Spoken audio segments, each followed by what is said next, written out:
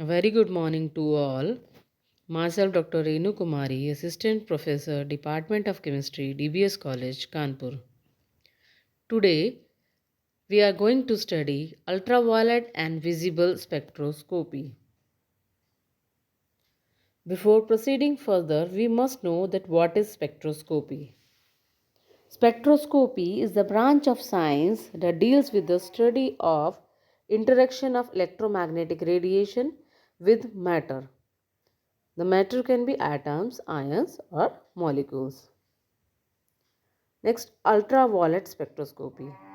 It deals with the study of absorption of radiation by substance in both ultraviolet and visible region. So, in UV spectroscopy, the absorption radiations can be ultraviolet type of radiation or the visible region type of radiation. This ultraviolet spectroscopy is also called electronic spectroscopy because UV range of the radiations has enough energy that they can cause the transition of electrons from the ground state to the excited state. When this radiation, range of radiation absorbed by the molecules, the electronic transitions takes place in a atom or a molecule. That's why it is called electronic spectroscopy.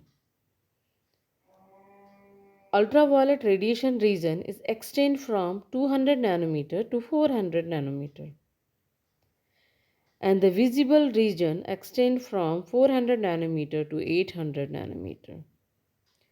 Again, the UV region can be divided into two spectral regions. Number one is near UV region and number two is far UV region. The near UV region extend from 200 nanometer to 400 nanometer, and the far UV region, the below 200 nanometer region, is known as the far UV region, or it is also known as vacuum UV region. Next, what is electromagnetic spectrum? The electromagnetic spectrum is the range of all types of electromagnetic radiations, or you can say the arrangement of electromagnetic radiations according to their energy is known as the electromagnetic spectrum. In this case, the the energy is shown in the highest energy level towards the lower energy level. Here, the gamma type of radiations are having the highest energy, then X-rays energy range is less than the gamma rays. Next, ultraviolet radiations, visible, infrared radiations, microwave and radio waves. In this spectrum, each type of radiations having their specific function. For example, in ultraviolet and visible region, visible type of radiations, this type of range of radiations having enough energies, they can cause the electronic transitions. As the infrared rays can cause rotation or vibration of the molecules, and like this, microwave and radio waves having their different functions. Principle or theory of ultraviolet spectroscopy, or types of electronic transitions in ultraviolet spectroscopy. As I have already explained that this UV spectroscopy is known as the electronic spectroscopy.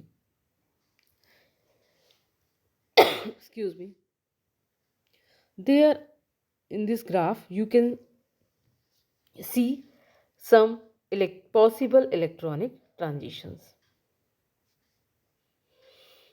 As number one, you can see the sigma bonding, the transition electrons takes place, that sigma, the electrons from sigma bond will excite and go to the sigma anti bonding orbital.